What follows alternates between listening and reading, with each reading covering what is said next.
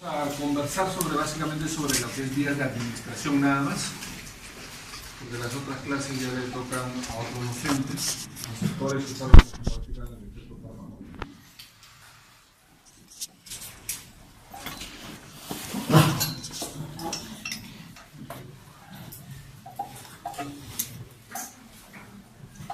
No todos los fármacos pueden administrarse por cualquier vía.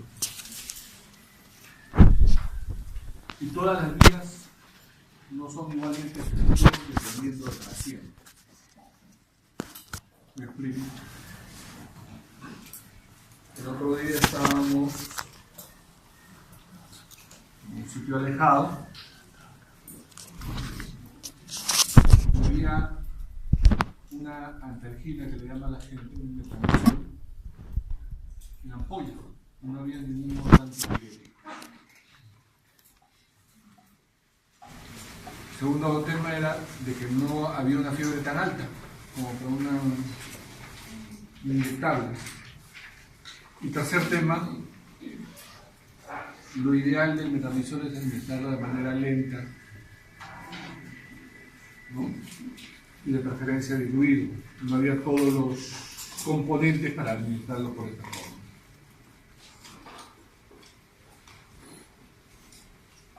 Pese a no ser la preparación ideal para eso, lo que hicimos fue abrir la ampolla y tomarla.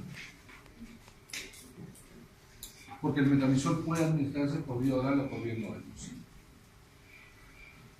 O el famoso captopril en la presión arterial, ¿no? Cuando viene una se le paran los pelos de punta y hace una crisis de nervios porque el paciente se le va a morir, ¿no? Agarra el captopril y lo muele. Ignorancia sutil, porque hay que conocer el medicamento y sus características. Y ese captopril no es para administrarlo molido por vía sublingual, porque por su tamaño, por su carga iónica, no se absorbe por la vía sublingual. Y actúa igual, por lo tanto, que el captopril por vía oral, porque finalmente va a terminar siendo deglutido a los 45 minutos aproximadamente.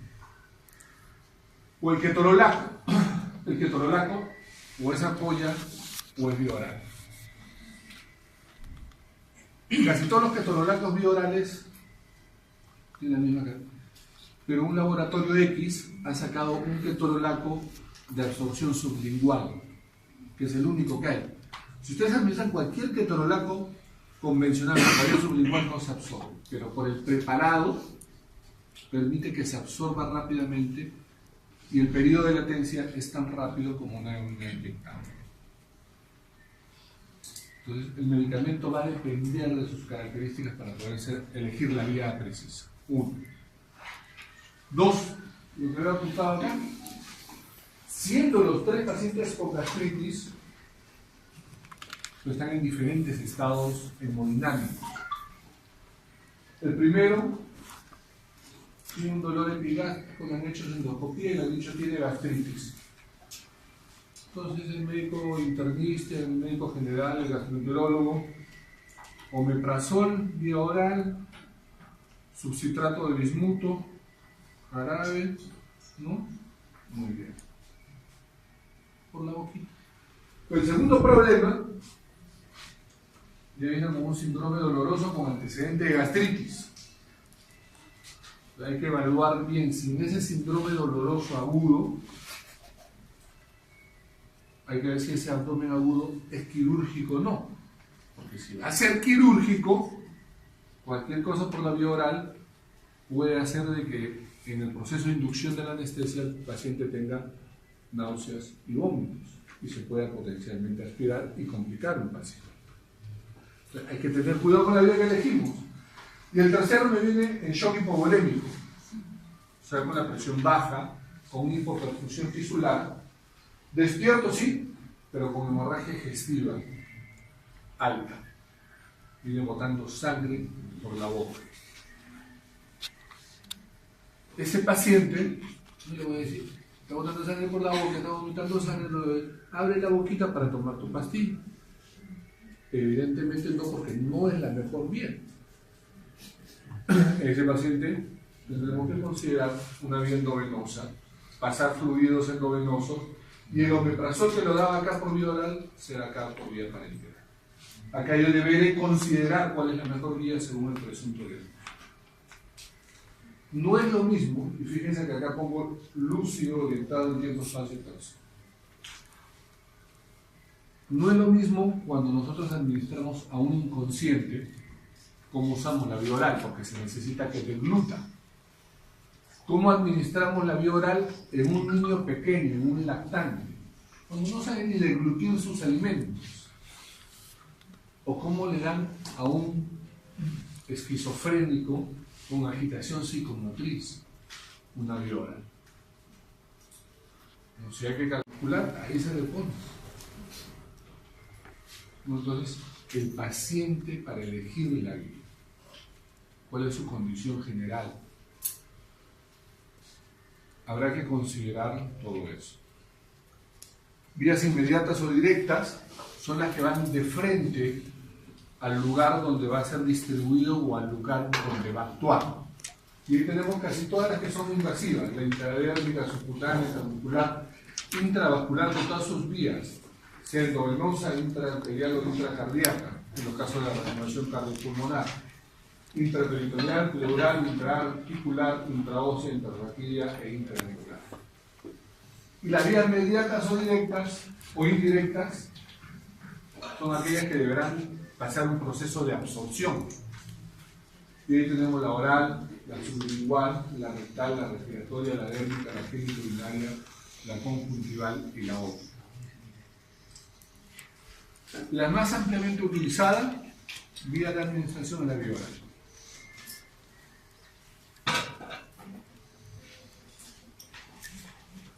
Por la vía oral pueden ustedes administrar tabletas, cápsulas, trajeas, jarabes, suspensiones, líquidos, ¿no? Y en algunos casos vamos a desear que estos se absorban, y en otros casos desearemos que estos no se absorban. Sí, que no se absorban. Porque lo lógico sería que esperásemos que se absorban todo el mundo. En algunos casos yo no quiero que se absorban. Y me explico. Bueno, primero vamos a hablar de los que no se absorban, porque los que se absorben son mayoritarios. Por ejemplo, en el caso de gastritis. La gastritis se caracteriza por un fenómeno que es la hiperacidez a nivel gástrico, ¿no? Y química pura. A lo ácido, ¿qué le contrapongo? Una base. Los antiácidos son bases. Sulfato de magnesio, subcitrato de bismuto, ¿no? Hidróxido de aluminio, son bases. Y que tienen por objeto neutralizar al ácido. Pero yo lo voy a administrar para que se absorba, para que vuelva a secretarse, para que llegue al lugar de acción. No, pero simplemente lo administro, llega al sitio, en este caso al estómago, se mezcla con el ácido, ¿no? Y va a bajar el pH. Entonces yo con los antiácidos no pretendo que se absorban, espero que lleguen al lugar de acción, que actúen. O por ejemplo cuando estamos en el caso 3, hay una hemorragia digestiva, que ya le hemos logrado mejorar todo, pero está el lecho ulceroso, la herida está ahí abierta en el estómago, la úlcera, potencialmente desangrar en cualquier momento, ¿no? Ustedes han notado que cuando tienen una herida primero se forma una capa serosa y luego se forma la costa, ¿no es cierto? Igual el epitelio se repara igual, pero nosotros podemos ayudar al epitelio. Hay un medicamento que se llama sucralfato, que es una suspensión que se administra por vía oral y que se va a dosar al epitelio dañado, al lecho ulceroso, y va a formar una capa protectora que va a permitir que el ácido no agreda a la úlcera y por lo tanto que se vuelva a formar el epitelio.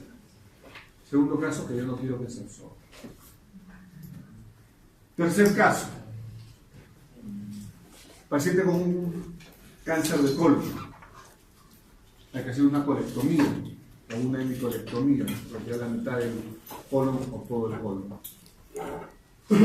Pero el colon se caracteriza, número uno, por la presencia de heces, de detritus, de donde se absorbe la mayor cantidad de agua, y hay detritus fecales en todo el canal. Y lo segundo que lo caracteriza es la alta proliferación bacteriana a nivel del marco colónico, lo que hace de que haya con mucha frecuencia dehiscencias de la sutura. Ahora, si yo no opero impecablemente y sale un poco de ese contenido intestinal colónico al peritoneo, puede irritarlo y producir una peritonitis.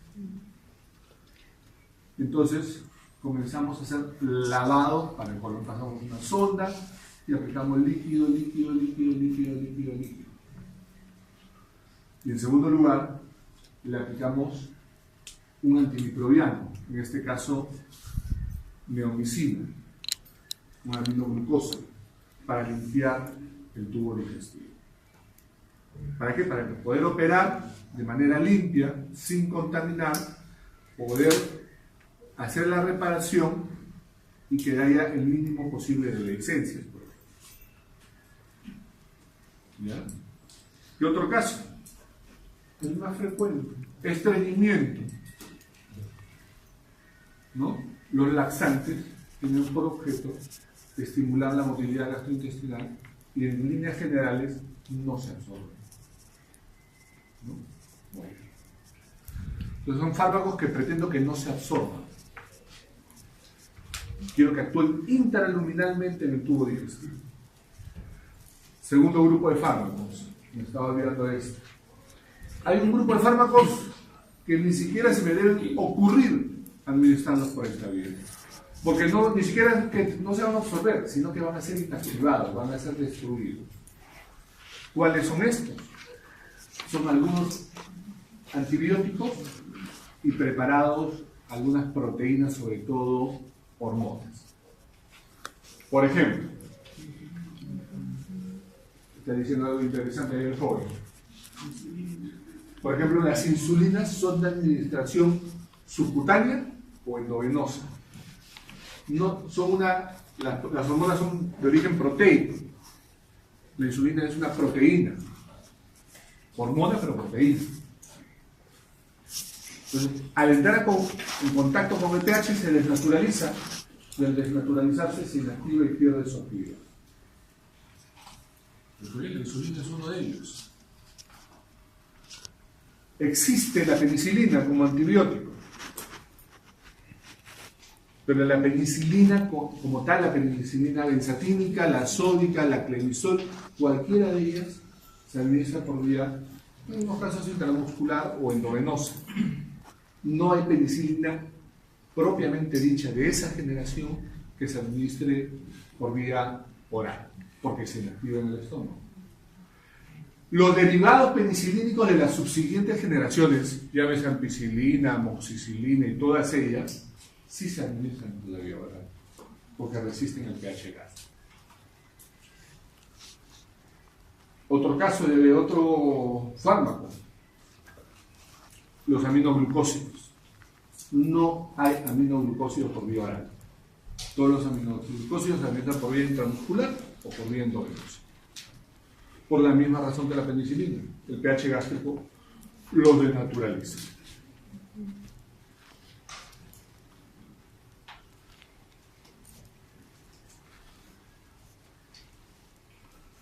¿Por qué se aprovecha la vía oral? Primero porque es sencilla, es fácil de administrar, generalmente es bien tolerada y sobre todo que tiene una superficie donde se absorben fácilmente la mayoría de sustancias, que es la segunda porción del duodeno. No necesito invadirlo, puede tomarlo a través de la boca y ¡pum! ¿No? Para eso requiero la integridad de la vía digestiva. La mayoría de fármacos se absorben por vía pasiva y se absorben más las bases que los ácidos, porque es a nivel intestinal donde el medio básico es el que predomina. ¿Qué aumenta la absorción de estas? La absorción en un vibrador por ahí que está funcionando. La función de vibrador de un celular. Porque pusieron unas sonrisas deliciosas. ¿Por qué se aprovecha la segunda porción del duodeno? Y esto es porque el duodeno, a través de sus microvellosidades, permite una amplia superficie de absorción. Difunde a través de él fácilmente los diferentes tipos de fármacos o alimentos o nutrientes que se necesitan. Y está ricamente vascularizado, pasa del polo digestivo al polo vascular fácilmente, ¿no? Entonces puede difundir a través de ellos con suma facilidad. Fármacos con características grasosas, ¿no? Como por ejemplo, pongamos, para consumir nosotros alimentos grasos, nos ayuda la vesícula biliar con las sales biliares. Es importante la integridad de las sales biliares, de las vías biliares. Por eso en el postoperatorio de los colecistectomizados, al no tener la vesícula, entonces les dicen cuidado con los alimentos grasos. Estas sales biliares van a favorecer la absorción, por ejemplo, de las vitaminas liposolubles. Vitaminas liposolubles como las A, la D, la E y la K. ¿No? La A, la D, la E y la K. Luego vienen el grupo de los carbohidratos, que serán más fáciles de absorber los carbohidratos simples. Las harinas son más difíciles y los carbohidratos simples son más fáciles de absorber. Pero con el tiempo se producen, por ejemplo, con la lactosa, la famosa intolerancia láctica, ¿no? Entonces va desapareciendo, perdiéndose la enzima, la lactasa, ya no se absorbe igual, y a algunos pacientes les producirá gases, meteorismo, o diarreas, náuseas. Es bastante frecuente.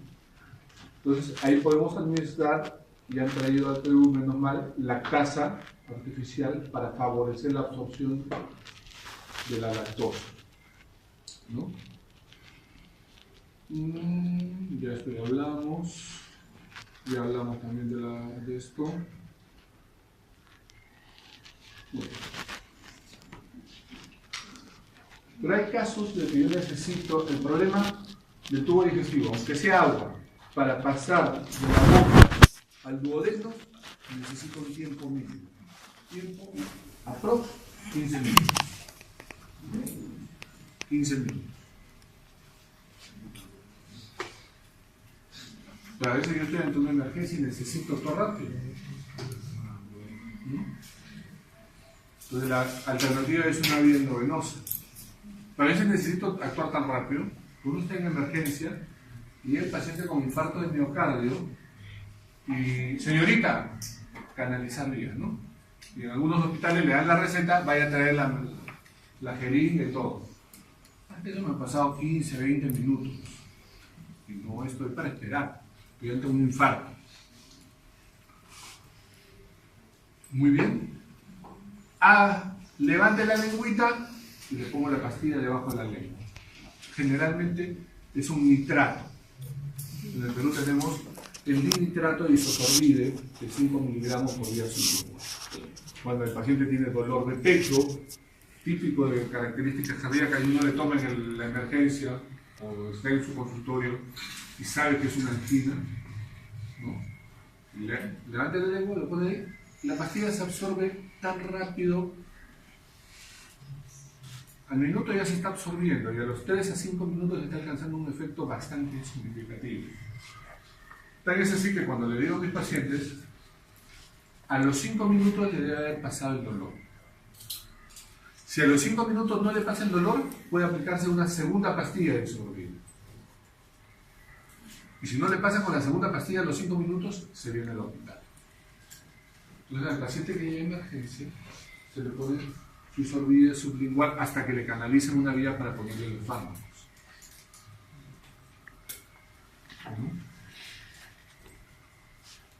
Les decía que el dolor también, pero particularmente a mí no me gustan las ampollas, ni recetarlas ni que me las pongan. ¿No? Dice que los maricones, que los varones somos cobardes. Las mujeres dicen que los varones somos cobardes.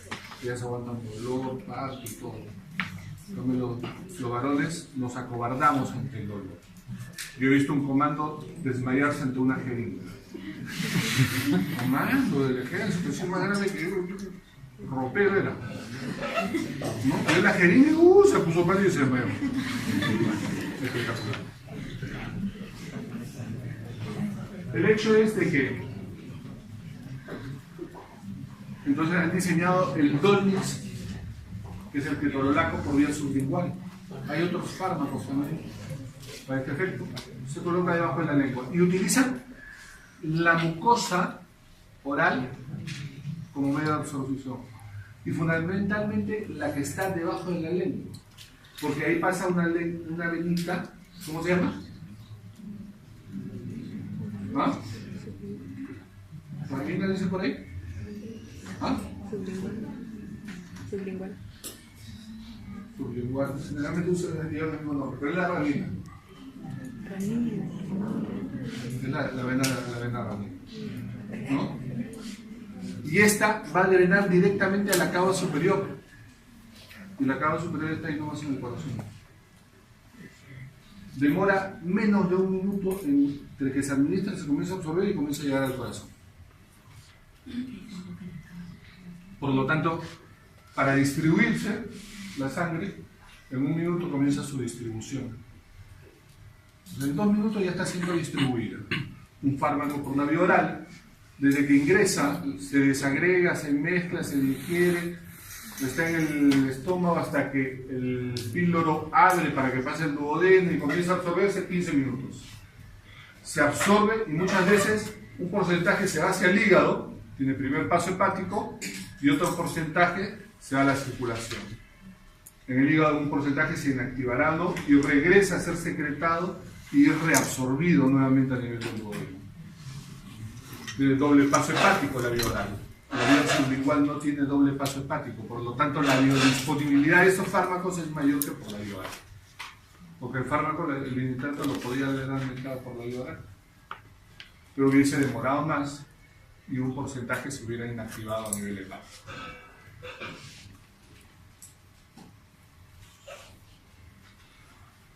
Otros fármacos, bueno, lo que vemos en las películas, ¿no?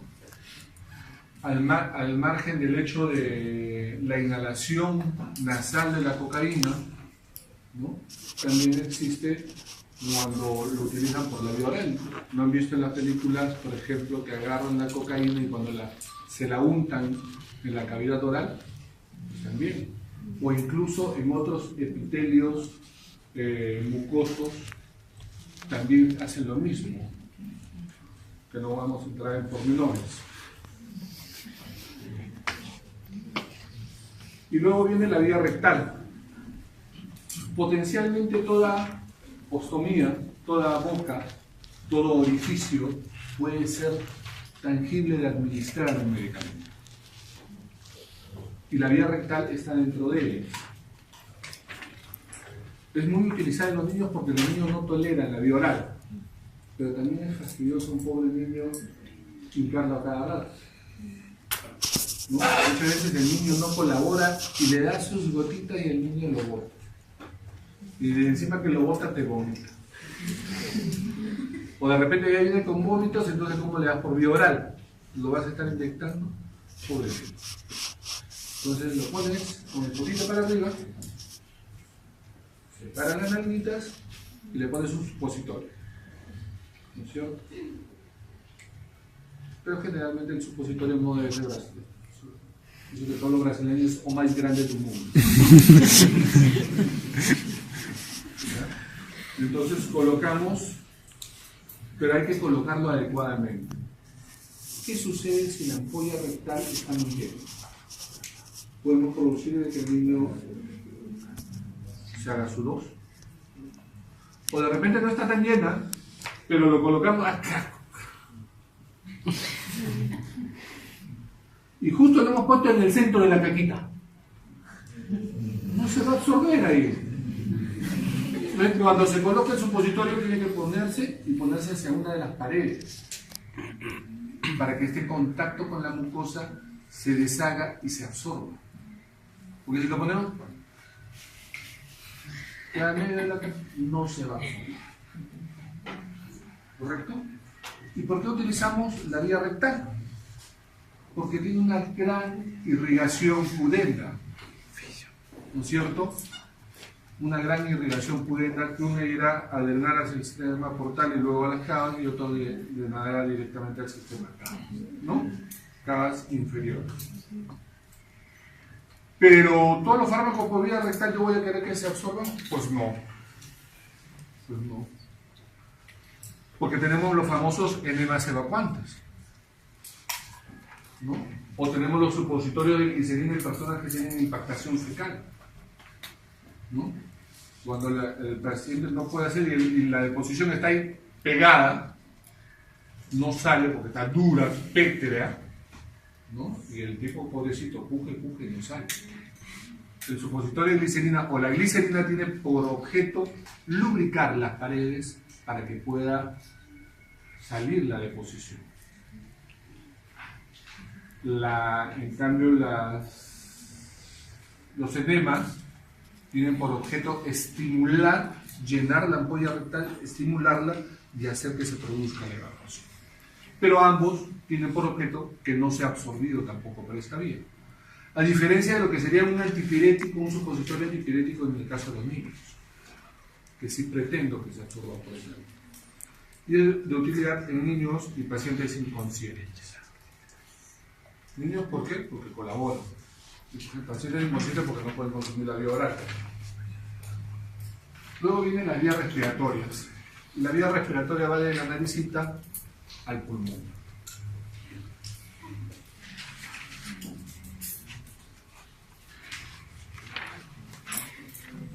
Okay. En la vía respiratoria yo puedo administrar dos grupos de fármacos, como hemos estado viendo hasta ahorita, los de uso local y los de administración sistémica. Localmente, a nivel nasal, cuando hay congestión nasal, cuando hay alergias, rinitis vasomotora, están los famosos sprays muchas veces de corticoides que se administran en la vía nasal y ayudan a desinflamar con función antialérgica y por lo tanto descongestionan. O cuando estoy muy congestionado, la famosa efedrina de Diego Armando Maradona, cuando lo sacaron del Mundial de México 86, si mal no recuerdo, que lo saca la enfermera de la mano, ¿no? Bueno, en este caso, esa efedrina que es administrada por vía oral también puede utilizarse por vía local y descongestiona la vía y permite que uno respire mejor a nivel nasal. Se estaba diseñando una insulina de administración intranasal para ser absorbida a través de la mucosa epiteliaria y vaya de frente hacia la circulación a nivel del cerebro y a partir de ahí se distribuye. Estaba en fase de revisión. ¿Qué otros productos locales se pueden administrar? Ya no solamente la vía nasal. La vía aérea, la parte posterior, se va a unir pues la vía digestiva y la vía aérea, la famosa orofaringe. Y luego se divide, pues, ¿no?, en la parte aérea y en la parte respiratoria.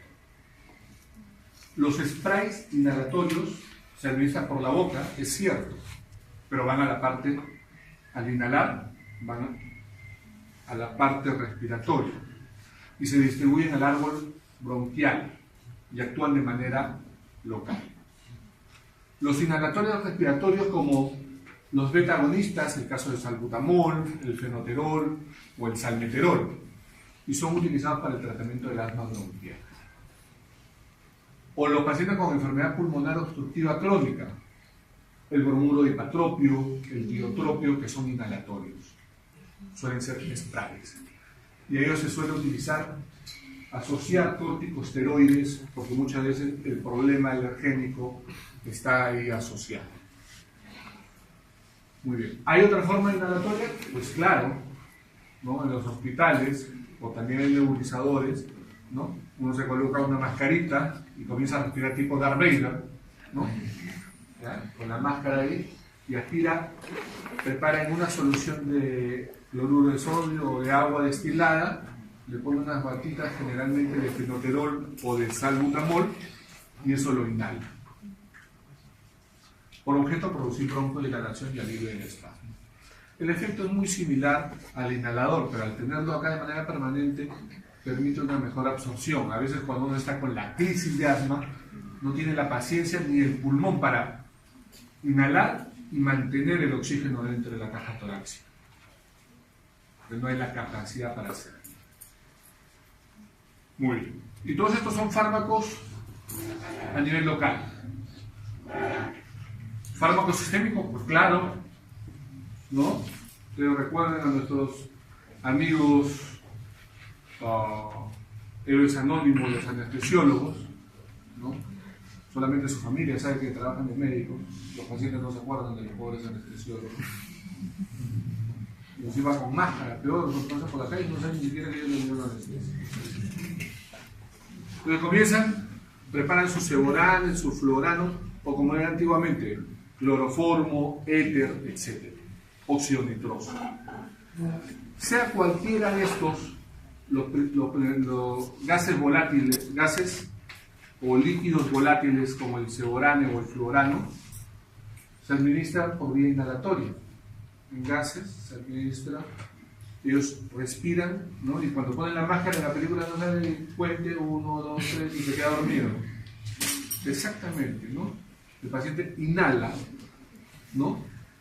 El coeficiente alveolo pulmonar es bajísimo y permite una fácil difusión del anestésico general inhalatorio, viaja a través de la sangre y también como es muy pequeño y es de bajos pesos y tiene difunde rápidamente a través de la barrera hematoencefálica y siguiendo la ley de Jackson de manera descendente va deprimiendo el sistema nervioso central, ¿no? Por eso cuenta y va perdiendo sus capacidades hasta que finalmente se queda dormido. Ya lo verán en su práctica.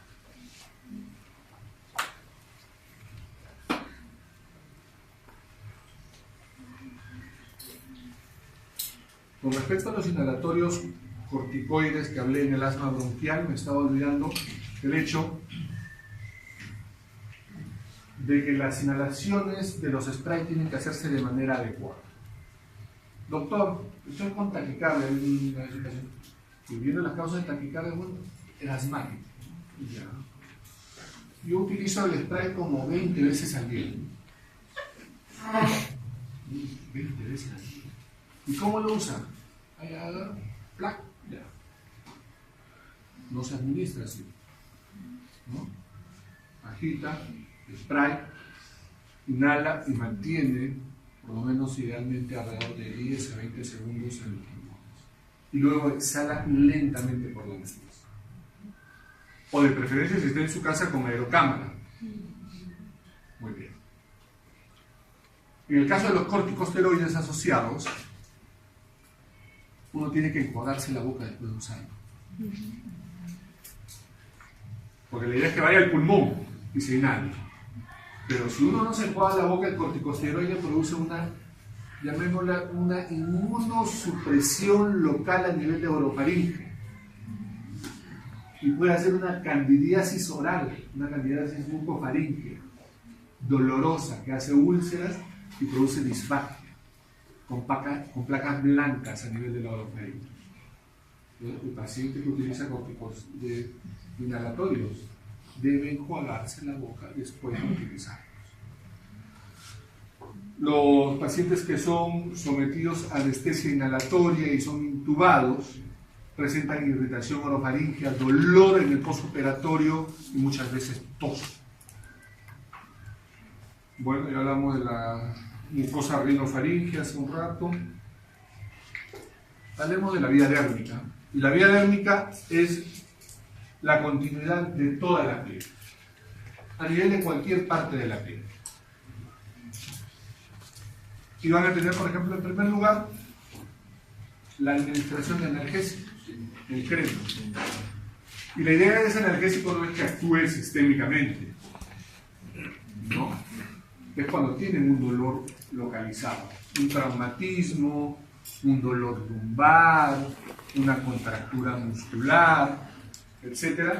Se utiliza la crema analgésica, ¿no?, de manera local. Por ejemplo, el diclofenaco en gel.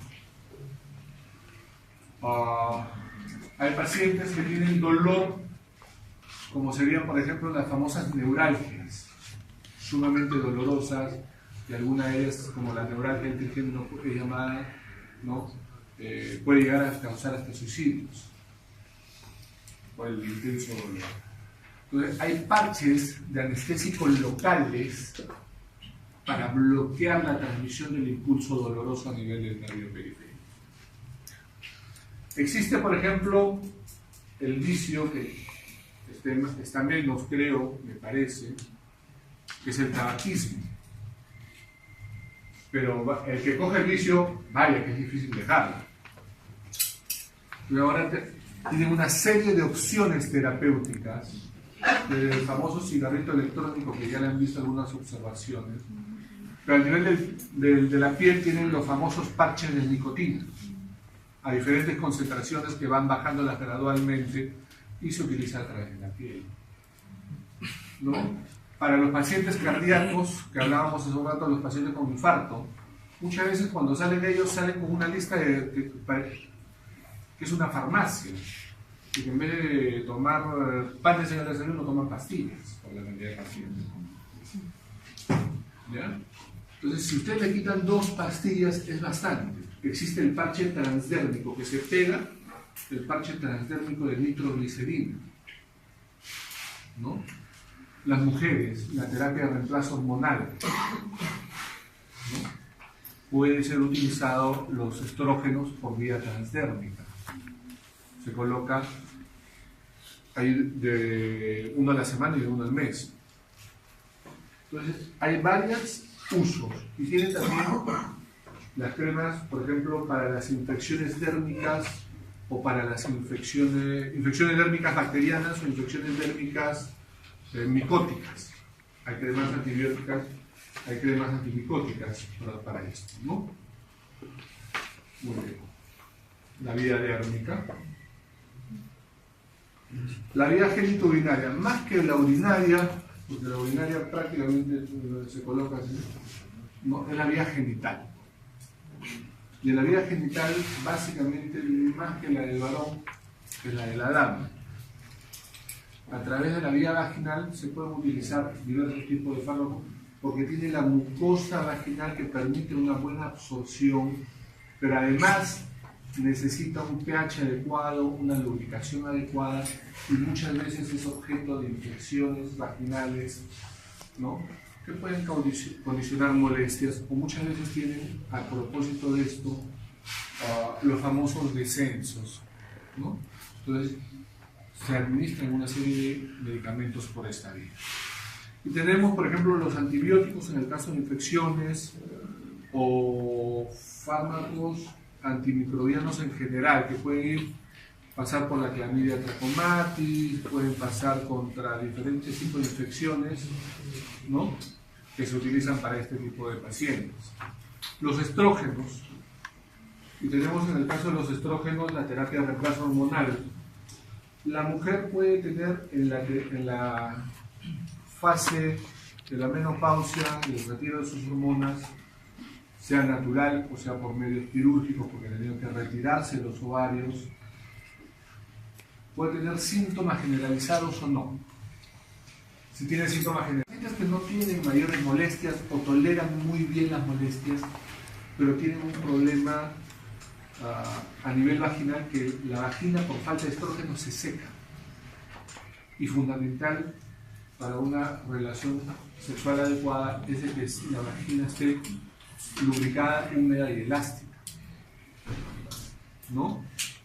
Y Jane Fonda decía el otro día, no sé si sea verdad, pero así decía Jane Fonda, ¿no? Que el mejor sexo lo he tenido ya a los 70 años.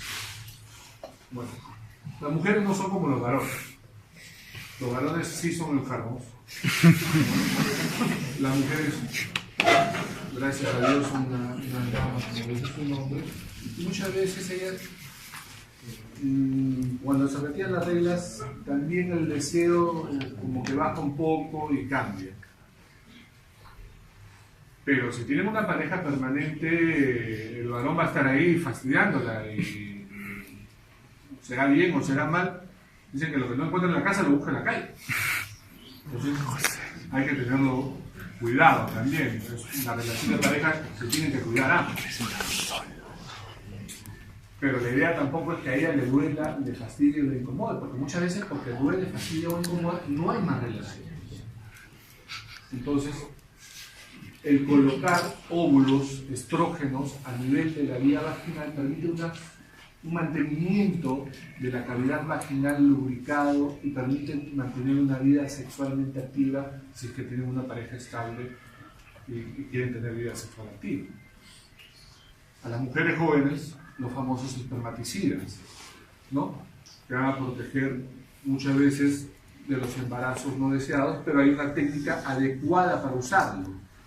Porque también si una vez que está colocado se paran, se pierde el espermaticida, pues se pierde la efectividad de la protección. Pasamos luego con la vía oftalmológica, y la vía oftalmológica con el mundo moderno tiene ahora más problemas que antes. Antes teníamos fundamentalmente la famosa conjuntivitis. Tengo pacientes. La vía conjuntival. Entonces, antes teníamos las famosas conjuntivitis, las infecciones, los chaláceos que fastidiaban. Por ahí las enfermedades crónicas como el glaucoma, ¿no? Pero hoy día tenemos la televisión, tenemos luz en el día y en la noche, tenemos las computadoras, las tablets, los celulares. Y todo esto ha hecho que aumente la frecuencia del famoso ojo seco. El hecho de nosotros parpadear permite que la capa de la lágrima lubrique el ojo y eso lo proteja. Pero a raíz de esto, nuestro porcentaje de parpadeo ha disminuido. Y al disminuir el ojo está menos lubricado. Y al estar menos lubricado está produciendo ojo seco y se pueden producir úlceras. Que es la sensación muchas veces permanente que tenemos de tierrita en el ojo y no tenemos nada. Y sobre esa tierrita que el ojo no está bien lubricado, nosotros lo sobamos. Entonces, muchos, aparte de los prismáticos, cuando ya tenemos esto y tenemos fastidio, vamos, no nos encuentra nada más que un ojo seco, nos recetan lágrimas naturales. ¿No? Más barato sería que ¿sabe qué? Si usted trabaja en la computadora, cada hora haga el ejercicio de parpadear, ¿no? No, pero lágrimas naturales parece. El ojo es bastante vascularizado. Generalmente queremos que actúe a nivel local, las gotas. Para el glaucoma, para la conjuntivitis, los antibióticos, ¿no? Pero es ricamente vascularizado. El timolol en gotas, cuando se administra por la vía oftalmológica, yo he visto, recuerdo mucho dos casos de pacientes categoría gasolinera, tenían más de 84 años, 84, 90, 97. Y venían con una frecuencia cardíaca de 30 latidos por minuto, con un bloqueo auriculoventricular completo. Ya le vamos a poner marcapaso. Pero, llegó, le pusimos atropina, nebulizaciones, por si acaso dopamina para que le suba la frecuencia cardíaca. No quiero nada de eso. Pero no nos preocupamos pues, de otros órganos aparatos. No, yo soy especialista del área, yo soy filósofo de la cardiología. Y no le pusimos las gotitas de timolol. que son para el glaucoma. 48 horas y no había bloqueo. Esas 2 gotitas que se ponían 2 veces al día pasaban a la circulación y producían que se bloquee el corazón del adulto mayor. ¿No? Entonces, ¿pueden absorberse a través de esta vía? Sí. Bueno, la vía intradérmica, ya conocen la técnica, ¿no? Por debajo de la dermis, ángulo agudo, 15 grados, con jeringa, con agujita 25 o 26, muy delgadita, ¿no? Con jeringa de tuberculina, y se administran pequeñas dosis, pero más que administrar dosis, con efecto terapéutico se utilizan para pruebas de reacciones alergénicas o de hipersensibilidad relacionadas al PPD, la Parodontus tuberculina, ¿no es cierto? Entonces, para medir este tipo de reacciones, ¿no? Pruebas de uso diagnóstico alergénico son bastante frecuentes. La vía subcutánea, se utiliza la aguja similar, las famosas jeringas de insulina, ¿no? Aunque hay administradores automáticos de insulina también. Pero estas jeringas, que suelen ser de 1 centímetro cúbico con agujita 25-26, en los lugares de mayor celular subcutáneo se administran por vía subcutánea a 30 grados, haciendo un ligero pliegue para que quede el poquito de grasa, ¿no? Algunos tendrán más grasa como yo y otros tendrán menos grasa cuando son más delgados. Acá se utilizan soluciones como la insulina en los diabéticos. Se utilizan las heparinas de bajo peso molecular en el momento actual en los síndromes trombóticos como el infarto, como la tromboembolia pulmonar, la prevención de trombosis, etc., ¿no?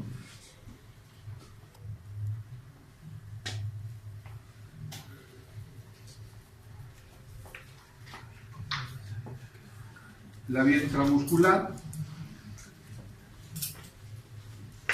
que le permite a uno a veces tener para su gaseosita todos los días. Cuando salen en el barrio, que somos estudiantes de medicina, nos utilizan para colocar una intramuscular, cobramos nuestro sencillo, ¿no?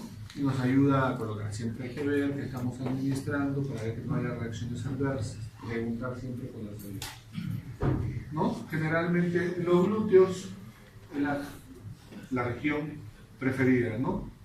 Cada nalga se divide en 4 cuadrantes. El cuadrante superior externo es el que se utiliza para administrar. ¿Por qué no los otros cuadrantes? Porque por ahí desciende el paquete vasculo nervioso y podemos administrar directamente a la arteria, a la vena, o podemos pinzar el nervio y lógicamente dejarlo cogido. ¿Ya? Entonces, la vía intramuscular, ¿cuál es la ventaja de esta vía? Permite mayores volúmenes. Por acá se pueden administrar analgésicos, se pueden utilizar para administrar antibióticos como la penicilina, pero vaya que duele, como los aminoglucósidos. No, y digo vaya que duele para que sepan que duele, porque cuando administren a un paciente hay que decirle, por si acaso, esto le va a doler, porque no van a pensar de que tú estás administrando mal. ¿Y por qué duele? Porque la penicilina es oleosa, es densa, y al entrar va a buscar crearse un espacio y no es poco volumen, entonces va a doler, ¿no? Y muchos me van a decir al día siguiente, me quedó una pelota, que eso es hasta que se absorbe.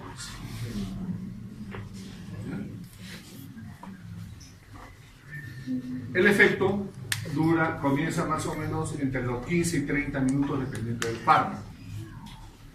¿Ya? Entonces, si colocan para un dolor, hay que avisarle que a partir de los 15 minutos debe comenzar a bajar el dolor. No pretenderá el paciente que se le coloque y que inmediatamente se le pase, salvo que se le pase el dolor de la muela, la nalga, por lo mal que han aplicado. Eso ya es otra cosa.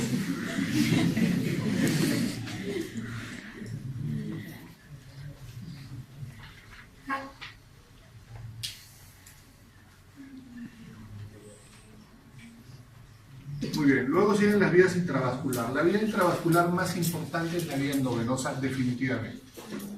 La vía intraarterial no se utiliza generalmente para aplicar, primero porque es difícil, y segundo porque la sangre tiene mayor presión y hace difícil la administración, y tercero porque luego que retiran la jeringa tienen que quedarse apretando alrededor de 10 minutos, 15 minutos, dependiendo de qué tan gruesa haya sido la jeringa que hayamos utilizado. A mayor grosor, a mayor arteria, más tiempo va a demorar comprimiendo. Yo he quedado comprimiendo una vez una arteria a nivel femoral por cerca de 1 hora. Ya te duelen los brazos, las piernas, te van a ir al baño. Es decir, es terrible. Entonces, la vía endovenosa. La vía endovenosa, primera ventaja, que va directamente al torrente sanguíneo. El efecto es prácticamente inmediato, no dependiendo de la droga.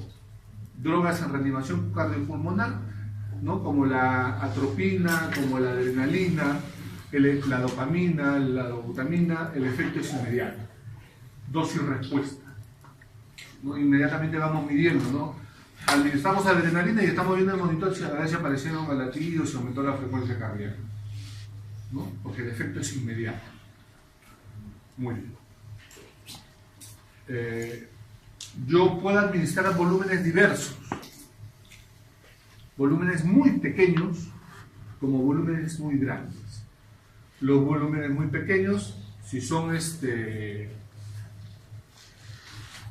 a la sangre, a veces necesito pasar un flash posterior. Por ejemplo, el otro día tuvimos la reversión de una arritmia cardíaca importante, pero el volumen es chiquitito de ese fármaco, de la adenosina. Entonces, en una llave de 3 vías, por una boca iba la adenosina y por la otra boca tenía una jeringa de cloruro de 20 centímetros. Se administra, pero lo que siempre sabemos es que en el trayecto se puede quedar un porcentaje. Administramos la adenosina e inmediatamente volteamos la llave de 3 vías y administramos el cloruro a chorro. De tal manera que pasó todo, ¿no? Entonces, cuando los volúmenes son importantes, hay que asociarle un poco de... Cuando los volúmenes son pequeños, hay que asociarle un volumen para que pase, no se quede en la vía. 1. 2. Cuando el paciente está chocado, cuando llega un paciente chocado, sea la etiología que sea, una sepsis, una hemorragia digestiva, en un accidente, en una deshidratación, sea lo que sea, lo primero en un paciente chocado es volumen. Y volumen con lo que tengamos, sea cristaloides como el cloruro de sodio, o sea expansores plasmáticos como por ejemplo la poligelia. El expansor plasmático se administra menos cantidad de volumen, pero expande más el volumen plasmático porque jala agua por su presión osmótica. Muy bien. Entonces, sea cualquiera de los dos, el objeto es expandir el volumen plasmático para ganar presiones para mejorar la perfusión tisular. Cuando el paciente no responde a este tipo de maniobras, recién se administran los vasopresores, como sería el caso de la dopamina, noradrenalina, vasopresina, etc. Entonces, en shock, lo primero que utilizamos son grandes volúmenes. Y eso quedó demostrado, por ejemplo, en la crisis del cólera, allá por los años 90, ¿no? La crisis de cólera venía con el antecedente que mataba a mucha gente en la mayoría de sitios donde aparecía. Y acá los peruanos lo único que se nos ocurrió cuando llegó la crisis de cólera era poníamos vía por todos lados. Chapábamos vía y abríamos cloruros a chorro, ¿no? Y el paciente levantaba volumen, levantaba presión, manejábamos vía de emergencia y a las 24 48 horas el paciente ya estaba listo para irse a su casa, ¿no? Solamente con volumen. El efecto, rápido. Se puede utilizar para administrar según el estado de gravedad. Hemos hablado de la vía oral para antibióticos, hemos hablado de la vía intramuscular para antibióticos, pero cuando es un paciente grave, hay que considerar la vía parenteral endovenosa. El antibiótico directamente a la sangre para ser distribuido, ¿no? Y se pueden utilizar para ver más rápido los efectos. El efecto es más rápido que cuando se administra por la vía oral, ¿no? No hay que esperar 72 horas para ver el mejor efecto. Se acorta este tiempo, el paciente mejora más rápido. ¿Problema? Pues claro que hay problemas, como todo en la vida.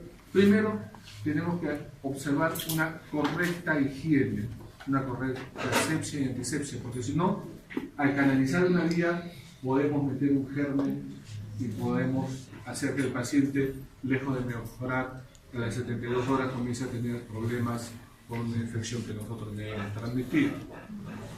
1. Segundo problema. Cuando yo administro una tableta, cuando coloco una intramuscular, tengo tiempo para observar qué está pasando, ¿no? Ustedes han visto esa película como el negrito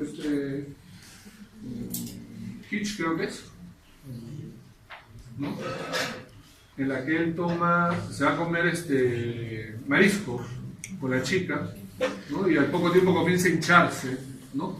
Pero le tomó tiempo de tomarse toda la cantidad de antihistamínico de clorfenamina en jarabe y terminó borracho, tanto antihistamínico. Bueno, le da tiempo para darse cuenta que está así. La vía endovenosa puede ser así, puedes estar colocando y inmediatamente estás terminando de colocar y el paciente se desmaya. Delante tuyo va a ser paro, shock, edema neurótico. Y como ya está dentro, ya no puedes sacarle fármaco, ya está en la circulación. No te da tiempo. Entonces, hay que saber que estamos administrando siempre, preguntar por las alergias, y cuando uno administrar despacio, viéndolo al paciente, preguntándole todo bien, y le vas administrando. Nunca hay que, no, falló, ya, un poco, fue. Ha pasado. Por eso se lo digo, ha pasado. ¿Ya? Muy bien.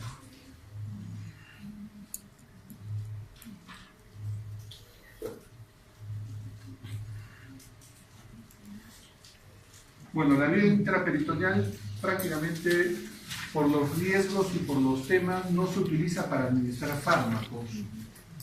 Generalmente se utiliza para punzar, para retirar líquido asítico de la cavidad peritoneal. Es la principal indicación. Y la segunda indicación sí es para un tratamiento terapéutico, fundamentalmente, que es la famosa diálisis peritoneal. En vez de hacer hemodiálisis, se utiliza el peritoneo como capa de difusión para realizar el intercambio y eliminación de los residuos tóxicos del cuerpo en vez del riñón, ¿no? Pero esto necesita una capacitación para que la persona se lo pueda hacer ella misma, una preparación, disposición del material y una correcta higiene, porque hemos visto casos de peritonitis por mal uso. La vía intrapleural también es una vía que se utiliza fundamentalmente para el diagnóstico. Cuando en el pulmón hay líquido, el famoso derrame pleural, introducimos una aguja y sacamos un poco de líquido para saber cuál es el origen de ese líquido. Cáncer, infección, insuficiencia cardíaca, ¿no? Hipoalbuminemia. Pero cuando es mucho el volumen, el paciente no puede respirar, porque el pulmón no se puede expandir porque el espacio está ocupado por líquido. Entonces hay que sacar líquido en cantidad suficiente para que el pulmón se pueda expandir y el paciente pueda respirar. ¿Ya? Entonces, drenaje pleural. Segundo tema. Pero a pesar de que se drena, muchas veces se vuelve a llenar, y se vuelve a llenar, y se vuelve a llenar. Entonces se produce derrame pleural a repetición. A nadie le va a gustar que lo estén hinchando toda la semana para sacarle líquido. Entonces ahí utilizamos una solución que puede ser neomicina o de un talco especial medicado que tiene por objeto irritar la pared pleural, ambas capas de la pleura, y hacer que se pegue. Se llama pleurodesis. De tal manera que se pierde el espacio pleural, pero ya no puede llenarse por líquido nuevamente. Las inyecciones intraarticulares, ¿no? Han escuchado, sobre todo los varones, en el ámbito pelotero, cuando hay una lesión crónica, el jugador tiene que jugar porque es lo máximo. Entonces a los chicos les ponen inyecciones intraarticulares de analgésico y o corticoides, ¿no? Para quitarle el dolor y producir desinflamación. El paciente juega, pero la semana siguiente va a estar peor. De verdad, por eso dicen que los apuran para jugar y los malogran.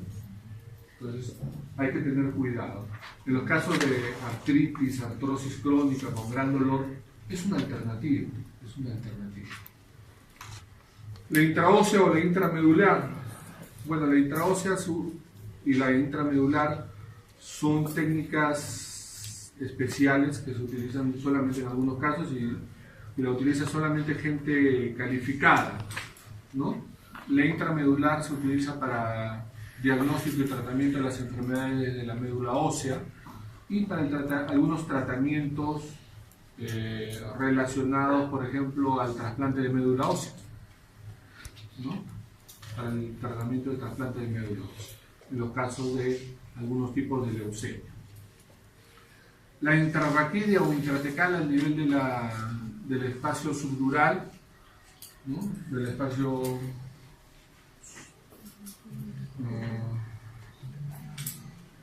¿ya? Lo que se hace es que a nivel de entre L3 y L4, a través de los espacios intervertebrales, se introduce una aguja. Generalmente el paciente debe estar de cúbito lateral, generalmente para la punción. Cuando es de tipo neurológico, con fines diagnósticos, se saca gotitas y se manda al laboratorio para analizar, para saber la etiología. También puede administrarse algunos fármacos en esta vía, ¿no? Como son, por ejemplo, anestésicos locales para anestesia regional, la famosa epidural, ¿no?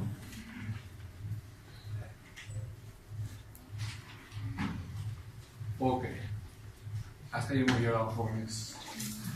¿Preguntas? ¿No hay preguntas? Qué bueno, no. Usted dijo que en la vida utilizaba un neomicino que dijo que era un glucósido, pero después los glucósidos son destruidos en la vida. La neomicina no se destruye, pero no se absorbe. Por eso lo doy para el tratamiento de la mucosa colónica. ¿Ya? No se destruye, pero no se absorbe. Lo demás sí se destruye.